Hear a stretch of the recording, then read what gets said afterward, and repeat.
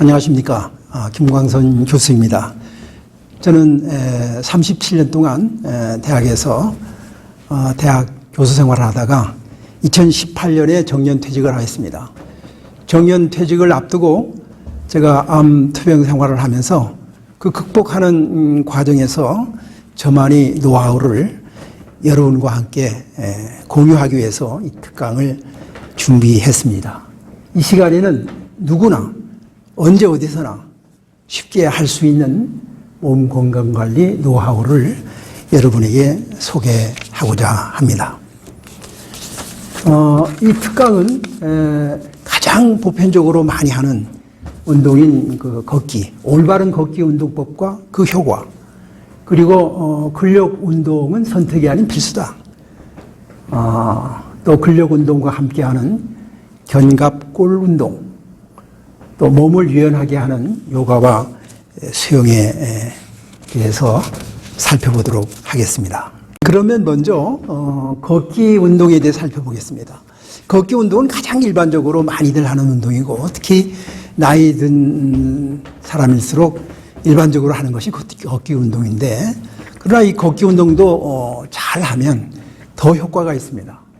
제 경험으로는 걸을 때에 엄지발가락에 힘을 조금 주고 걷는다 이렇게 생각하면 흠이 나이 들어갈수록 팔자걸음들이 많은데, 이 팔자걸음이 교정도 되고 자세도 바르게 되는 효과가 있었습니다.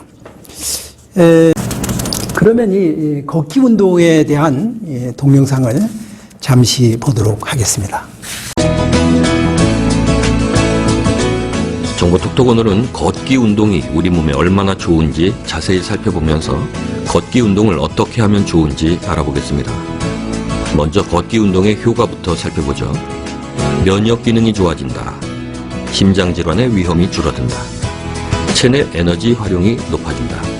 산소 섭취량이 는다. 근력이 늘어난다. 혈압을 정상적으로 유지시킨다. 인대와 힘줄이 강해진다. 심장의 혈액순환이 좋아진다. 좋은 콜레스테롤은 늘어나고 나쁜 콜레스테롤은 줄어든다. 동체 시력이 향상되고 녹내장이 조절된다. 당뇨 예방에 도움이 된다.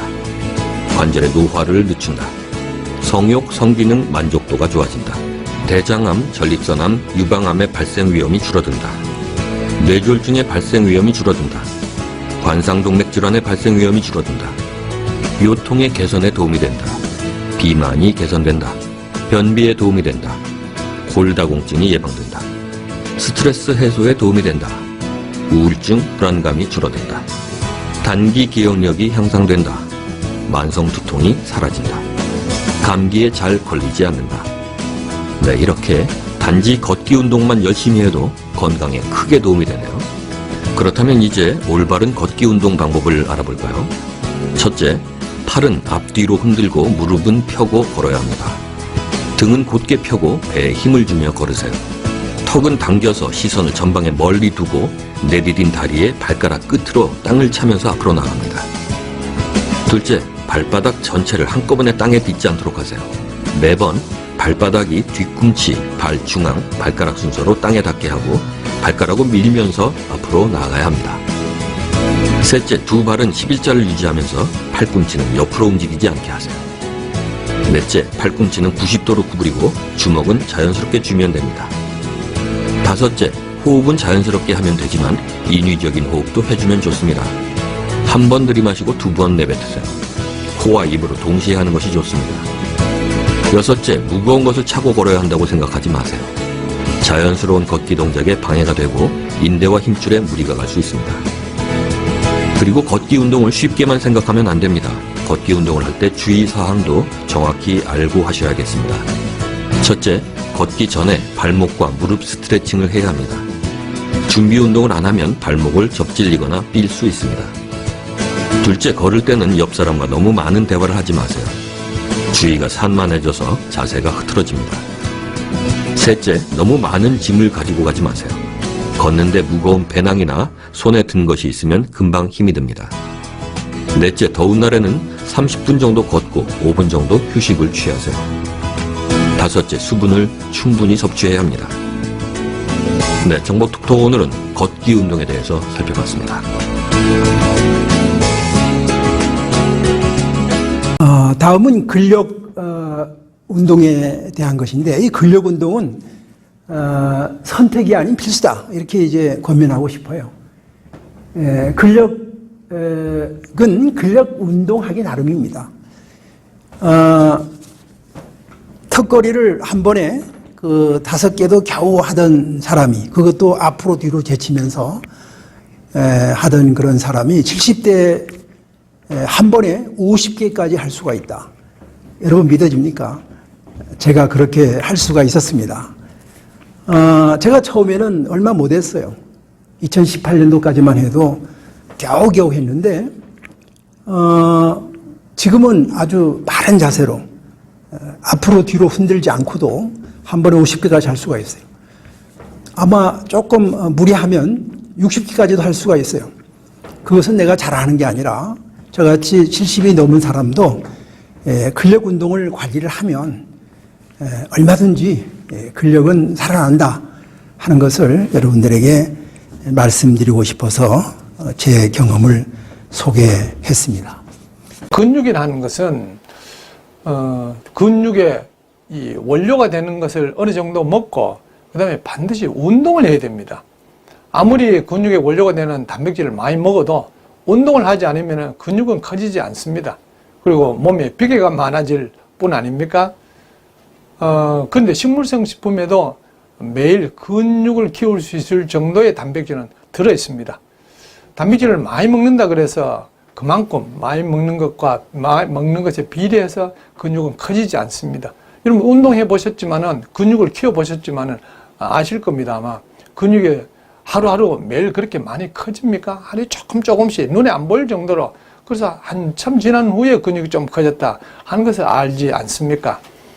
근육을 키우기 위해서는 반드시 운동을 해야 됩니다. 현미, 채소, 과일에도 단백질이 들어있고 그걸 먹으면서 운동을 하면은 근육은 커지게 되어 있습니다. 노인들이 근육이 약해지는 것은 단백질을 적게 먹어서가 아니고 운동을 안 해서 그런 것입니다. 상체 근력 운동은 발굽혀펴기를 하면 상체 근력 운동이 쉽게 될 수가 있습니다. 이건 언제 어디서나 누구나 할 수가 있는 거 아닙니까? 여기에 보는 것처럼 바닥을 짚고 이렇게 해도 되지만 그렇게 무리하게 할 필요 없이 길 가다가 의자 같은 게 있거나 책상 같은 게 있으면 이렇게 짚고 그렇게 하면 좋습니다. 너무 무리하게 하지 말고 한 번에 뭐 5번씩 하든지 10번씩 하든지 이것을 조금 쉬었다가 반복해서 계속적으로 반복하는 것이 굉장히 중요합니다. 저는 걸을 때 일정한 거리에 가서 이 팔굽혀펴기를 한 50번 합니다. 전에는 한 5번 이렇게 10번도 못했어요. 그러나 지금은 이렇게 할 수가 있습니다. 중요한 것은 팔굽혀펴기 할 때 이 긴장 상태를 유지한 상태에서 이 화면에 보는 것처럼 조금 더 깊이 내려갈 필요가 있어요. 이 어깨가 평형을 유지하도록 말이죠. 그렇게 하면 상체 근력 운동이 효과적으로 할 수가 있습니다. 다음은 이제 이 배, 복근 운동은 윗몸 일으키기로 하면 아주 좋습니다.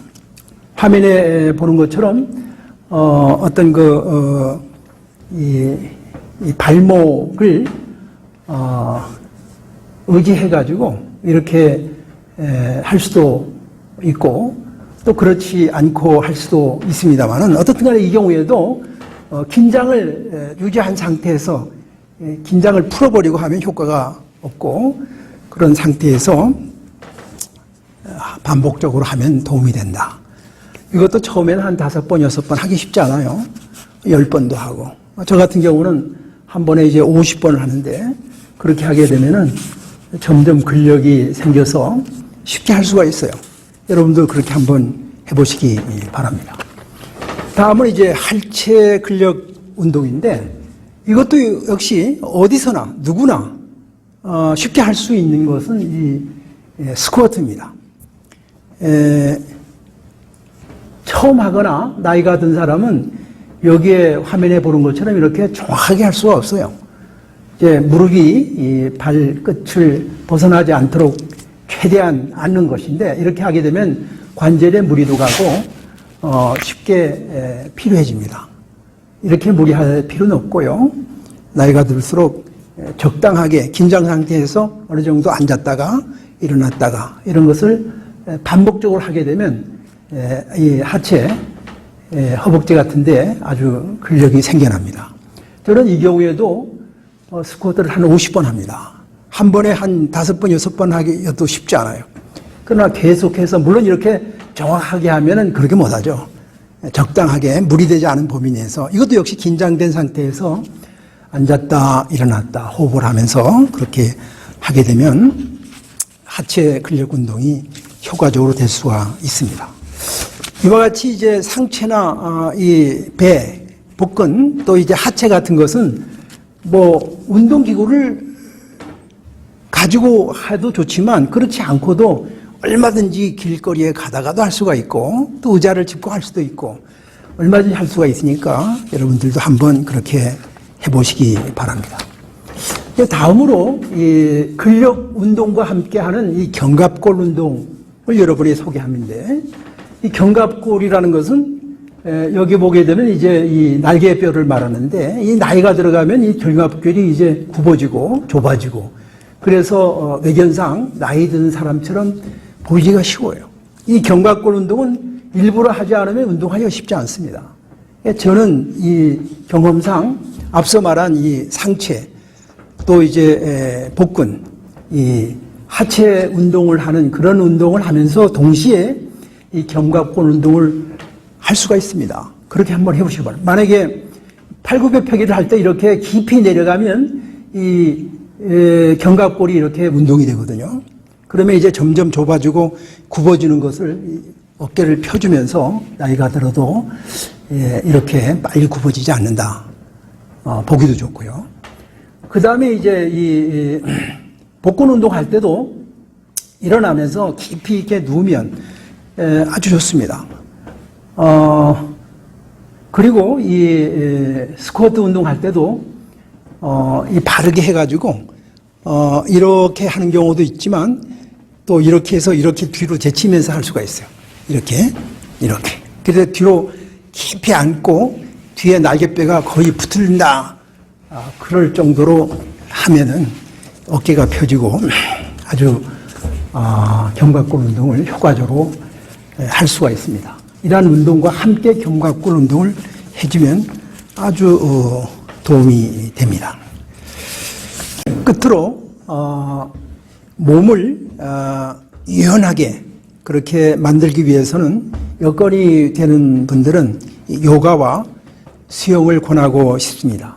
나이가 들수록 우리의 몸, 뼈와 관절과 근육이 굳어지기 쉬운데 이와 같은 굳어진 몸을 유연하게 만드는 데는 요가와 수영이 최고입니다. 요가는 복식 호흡을 하면서 하면 더욱 좋고요. 수영은 화면에서 보는 것처럼 멋지게 하는 것도 좋지만 이렇게 물속에서 걸어 다니기만 해도 아주 좋습니다. 몸이 건강하면 행복해집니다. 돈을 잃으면 조금 잃고 명예를 잃으면 많이 잃고 또 건강을 잃으면 모든 것을 잃는다는 말이 있습니다. 여러분 모두 몸이 건강해서 행복하게 살아가시기 바랍니다. 감사합니다.